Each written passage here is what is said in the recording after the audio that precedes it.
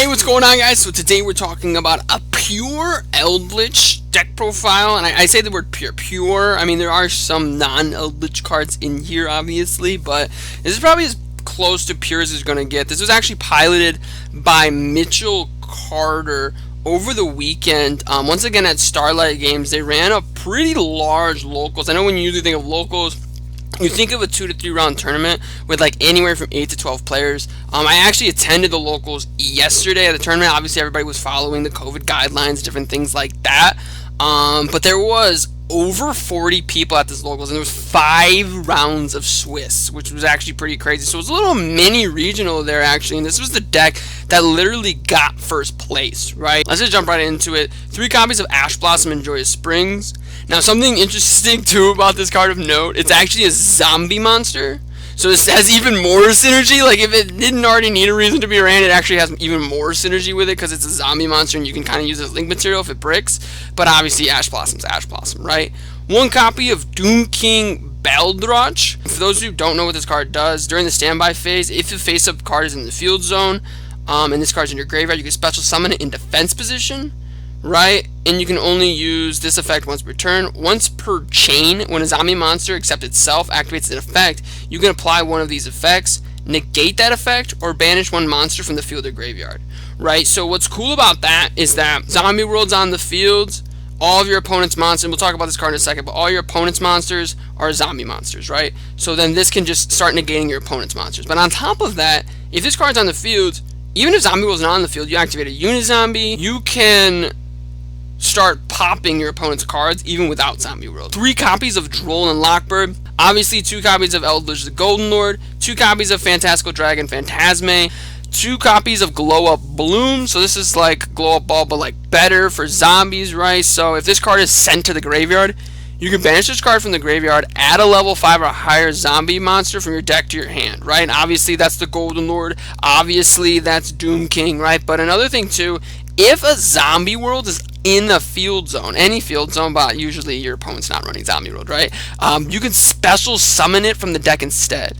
In either case, you cannot special summon monsters for the rest of the turn except zombies. So you gotta think, if Zombie World's on the field, it's a free Golden Lord, right? Like, it's literally a free Golden Lord. If Zombie World's on the field, it's a free Doom King ELDLICH just by sending this card to the graveyard. 2 copies of Necroworld Banshee, another card that was released in the Zombie Structure deck. Zombie World in the field zone cannot be destroyed by card effects. Also, neither player can target with card effects. So you can banish this card from the graveyard, activate a Zombie World directly from your hand or deck. Unizombie, which obviously, it's been a minute. It might have been a minute since you've read this card, but Unizombie, obviously, it can. It's got the Foolish Burial effect for zombies. It's got the discard effect as well, and it's got the level manipulation, which sometimes can come up. But what's super great about Unizombie is just such a solid engine for this deck. Being able to send your Necroworld Banshees to the graveyard, either from deck or from your hand. Being able to send your Glow Up Blooms. This isn't from the field. This is if it's just sent to the graveyard. So that's Foolish Burial from Unizombie, that's sending it from your hand from Unizombie. Like, this card triggers off of either Unizombie's effect, as does this word. But that's actually it for the monsters. Obviously, it's an Eldritch deck, so we're not running too many monsters. 18 monsters, not too bad. 3 copies of Cursed Eldland, obviously. And then 2 copies of Elixir of White Destiny. For those who don't know what this one does, special summon 1 zombie monster from your hand or graveyard. But if you control an Eldritch monster, it can only be an Eldritch monster, right? For the rest of this turn, after this card resolves, can't summon monsters except zombies, right? It's a common theme, but we don't really care about that, right?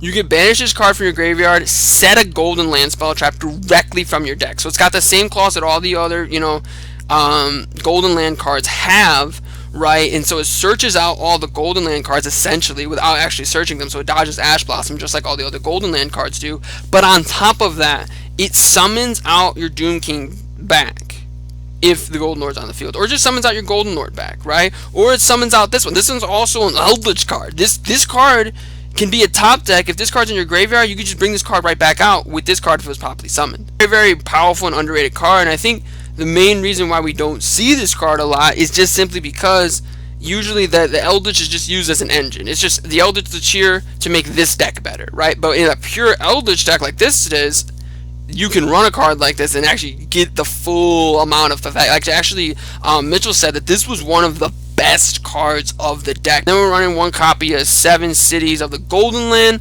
During your main phase, you can fusion summon a fusion monster from your extra deck using only zombie monsters from your hand as fusion material. Obviously, since it's a continuous spell, it's literally every single one of your main phases you can deactivate this effect, right? And the secondary effect is if a zombie monster is special summoned except during the damage step. So that's obviously during your opponent's turn as well, which is super powerful, especially when you consider some of the other cards you're running. Because obviously you're running 3 copies of Super Polymerization and 3 copies of Zombie World.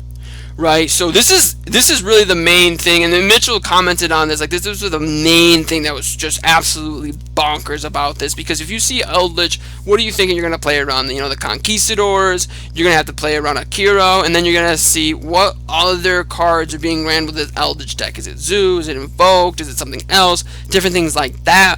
But then all of a sudden your opponent plays, you know, you summon 2 monsters, your opponent plays Super Poly, you just kind of lose. And then, you know, this is a pretty standard trap lineup for Eldritch. Don't need to dive too deep into this. So we'll just jump right into the side deck as we're running 3 copies of Artifact Lancia, 1 copy of Dino Wrestler Pankratops, 2 copies of Skullmeister, it's a really good card as well, 3 copies of Dark Ruler No More, and then 1 copy obviously of Harpy's Feather Duster, 1 copy of Golden Land Forever, which essentially says when a spell trap is activated or monster effect, while you control an Eldritch monster, tribute a zombie monster, negate the activation. If you do, destroy that.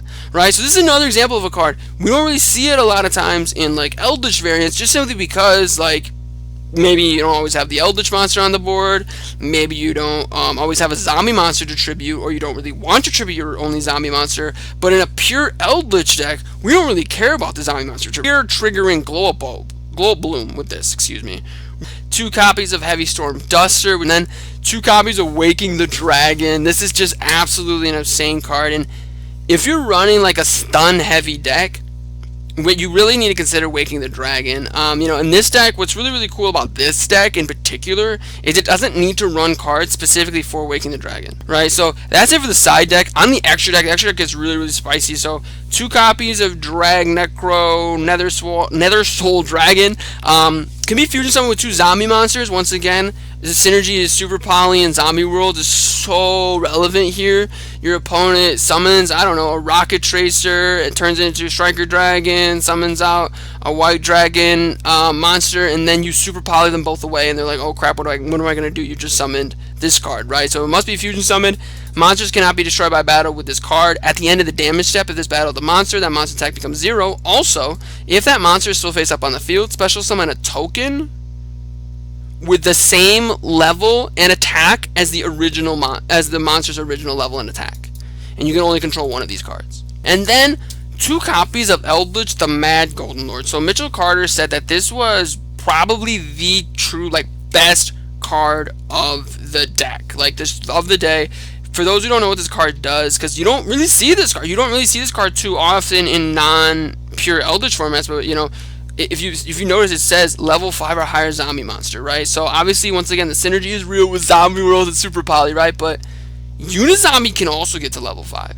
This card says it becomes Eldritch the Golden Lord while on the field. It can't be destroyed by battle or card effects. You contribute a zombie monster, target a face-up monster your opponent controls, and take control of it, but it can't attack or activate its effects. Think real quick, like wait, what monsters just like innately, without their like, you know, Salvage Dragon's boost or Dragoon's boost or, you know, Access Code Talker's boost, without those effects, what cards out this card?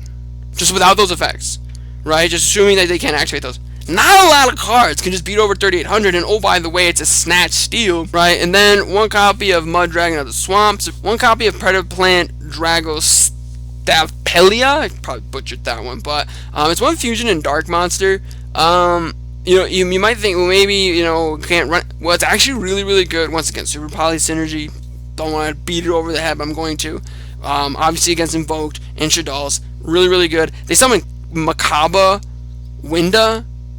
You bait the Macabre negate, or they just don't have a spell negate, you can use Macabre and Winda to make this card. Because once per turn, you can target 1 face-up monster on the field, place a Predaplant counter on it. And if it's level 2 or higher, it becomes level 1 and has a Predaplant counter, right? And now, negate the activated effects of your opponent's monsters that have Predaplant counters. Now, really think about Predator counters, excuse me. Now, think about that effect for a second. It's essentially a skill drain for monsters with Predator counters, right? but it's also a Crystal Wing Synchro Dragon because it can do it during either player's turn. 2 copies of Starving Venom Fusion Dragon, 1 copy of Gonstellar Pallades. I actually had to ask Mitchell, how do you make this card? Because I couldn't figure it out. I was like trying to do the math here, different things, and he pointed out every single one of these trap cards are level 5 light monsters. And Pallades is still a really powerful card, right? It's just there isn't really a deck that can abuse it really well that's good right now. But, you know, if you have extra space in your Eldritch deck, which a lot of people don't, because a lot of people that are running Eldritch as an engine, they're using the extra deck for the other part of it, right? So, very powerful card. 1 copy of Super Dreadnought Rail Cannon Gustav Max.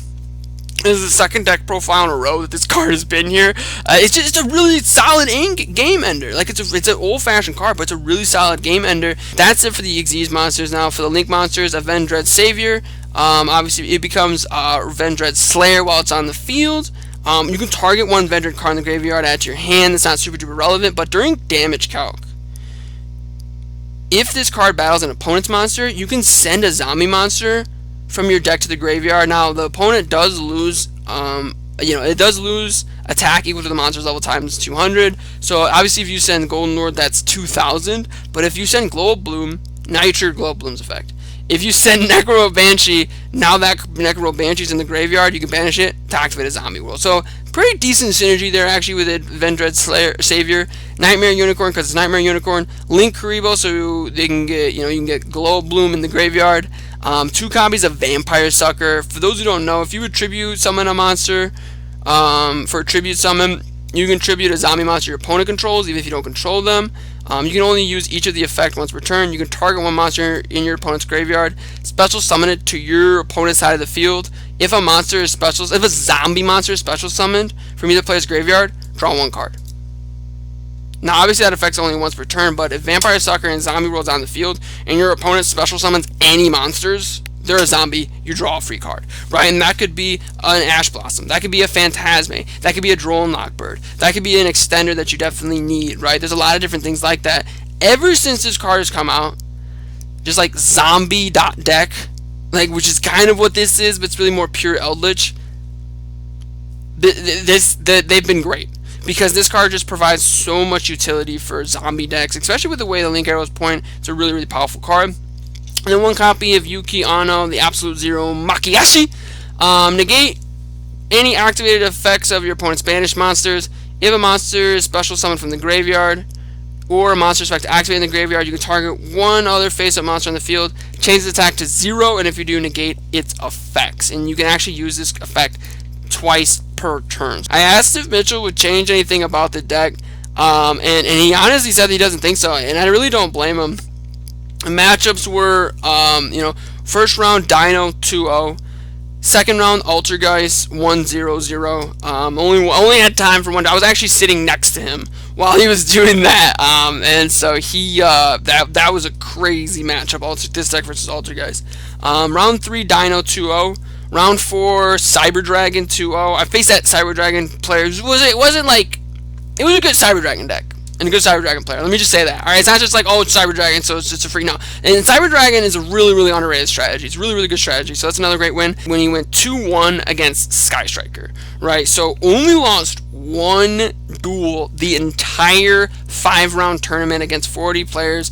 And there was a lot of very powerful meta decks. So let me know what you guys think in the comment section down below. Do you think pure Eldritch, no Zoo, no Invoked, no this, that, and the third, just Eldritch zombie deck, do you actually think it could be a very solid deck? Because I do think that this showing shows that this deck is actually very, very powerful. Let me know what you guys think in the comment section down below. Make sure you click that like button to show your support for the channel. But most importantly of all, have a great day.